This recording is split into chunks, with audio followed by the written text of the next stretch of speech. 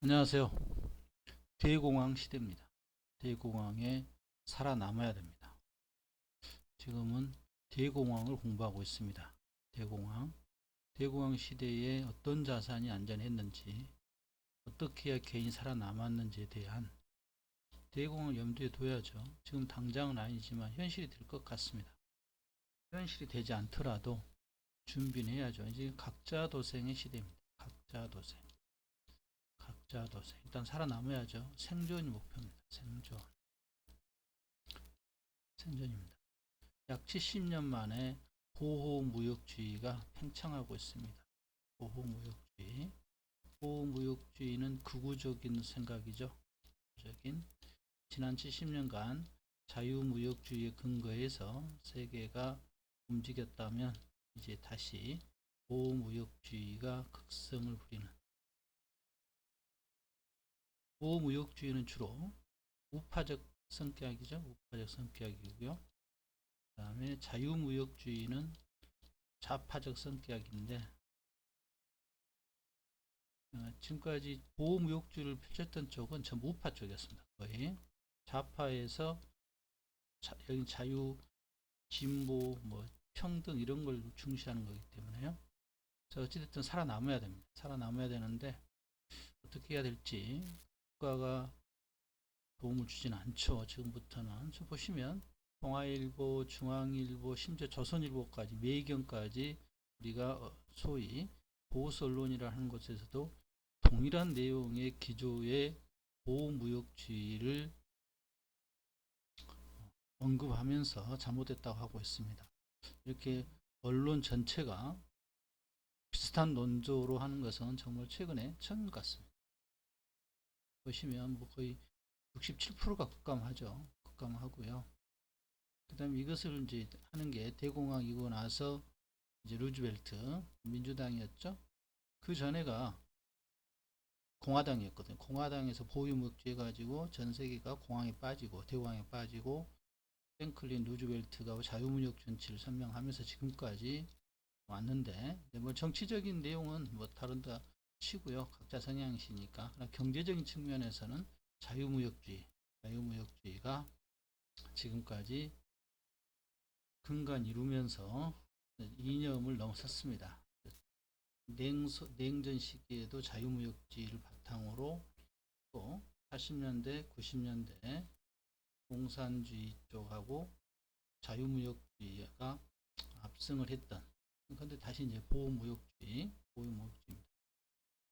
지금 과거부터 로마 이전부터라도 보호무역주의를 팽창하면 거의 망합니다.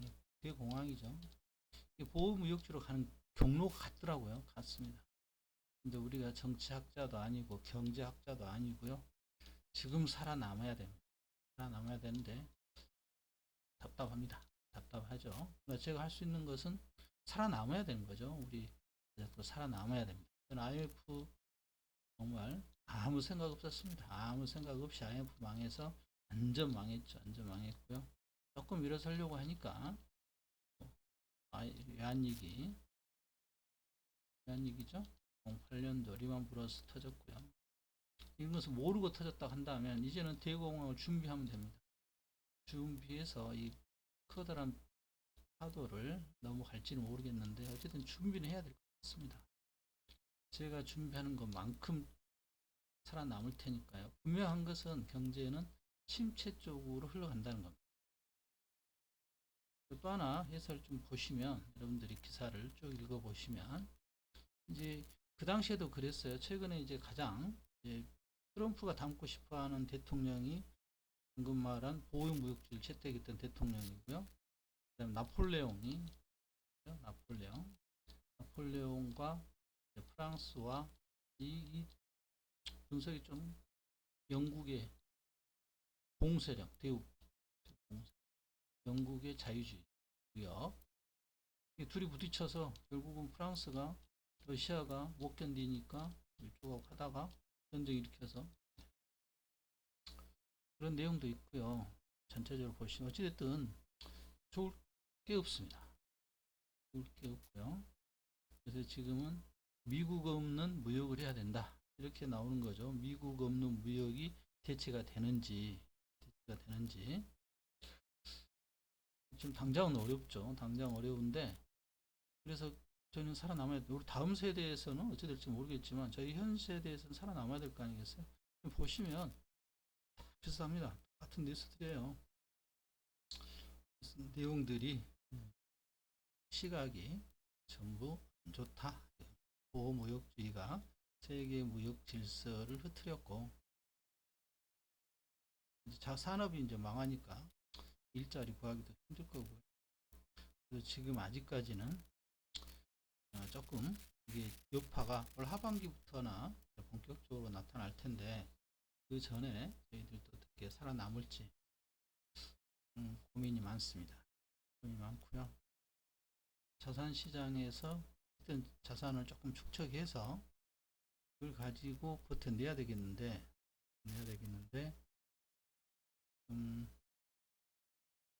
쉽지 않죠. 전 세계 좀 폭락 중이니까 그래도 희망이 있죠. 저에게는 희망이 있습니다. 아시다시피 알리바바에 대한 희망의 끈을 놓고 있지는 않습니다. 놓고 있지는 않고요. 보시면 관세 지금 미국과 중국의 보호무역주의가 나온 이유인데요. 둘이 만나서 해결하더라도 미국은 힘들어 보입니다. 신뢰를 잃었죠. 지금 미국은 전 세계 상대로 유럽에도 25%에 불과, 가까운 캐나다는 21번째 주, 51번째 주로 편입하겠다. 멕시코하고도, 그 다음에 아시아 쪽 중국, 말할 것도 없죠, 지금. 과거에 같은 편이었던 쪽하고도 전부 지금 적을 만들고, 이제 과거에 좀 멀었던 러시아하고 지금 이렇게 짝짝꿍 하려고 하고 있고, 지금 각자 살아라 이거죠. 각자 도생하라 이겁니다. 각자 도생하는데, 그 중에서 뭐 개인들이 각자 도생하기가 정말 어려운데 해내야 되겠습니다. 중국과 3월 4일 양회, 이 내용은 좀 이해가 되겠죠. 근데 여기 남해 축제날 10% 관세를 선물로 주는 트럼프고, 국가 차원에서 어쨌든 저희는 살아남는, 헤쳐내 보겠습니다. 헤쳐나가면서 이 상황을 좀 더 예리하게 분석을 하면서 자산에서 어떻게 운영을 해야 될지 고민하면서, 불편합니다.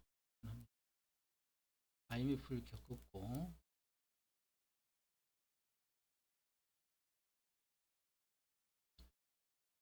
생각지 못한 쪽에서 미국 주식은 더 빠져야 됩니다. 그냥 20% 이상은 빠져야 되겠죠. 20% 이상 늘 이야기하는 거지만 20% 이상 15,000선 지지가 되는지를 봐야 되겠습니다. 그때까지 시장이 충격이 올 때 알리바바에도 충격이 오겠죠. 근데 한 번 왔습니다. 이번에 한 번 왔고요. 두 번, 세 번 오면 알리바바의 충격이 이제 어느 정도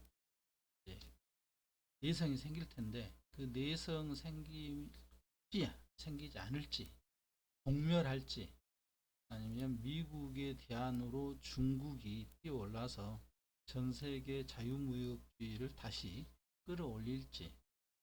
미국은 제가 보기에 믿음이 안 가잖아요. 이제 믿음이. 그동안에 미국이 쌓아올린 지난 거의 70년, 100년 동안 자유무역주의에 기반했던 이 자유무역주의가 무너지는 그런 현장을 보고 있습니다. 자유무역주의가 무너지면 이제 순환합니다. 역사는 또 순환하죠. 지금 또 이제 보호무역주의가 특세하고, 이 보호무역주의를 하는 쪽은 그동안에 강대국이 그렇습니다. 강대국이 보호무역주의 하고요. 보호무역주의가 다시 무너지고요. 다시 자유무역주의가 되고요. 이게 순환하는 것이 지난 역사였습니다. 근데 이 역사 속에서 개인은 어떻게 됐느냐? 살아남아야죠. 그래서 지금부터는 개인이 살아남는 방송 위주로 하겠습니다. 제가 살아남아야 됩니다. 생존이 목표입니다. 예전에 생존이 목표입니다. 돈 버는 게 문제가 아니라 생존하시기 바랍니다.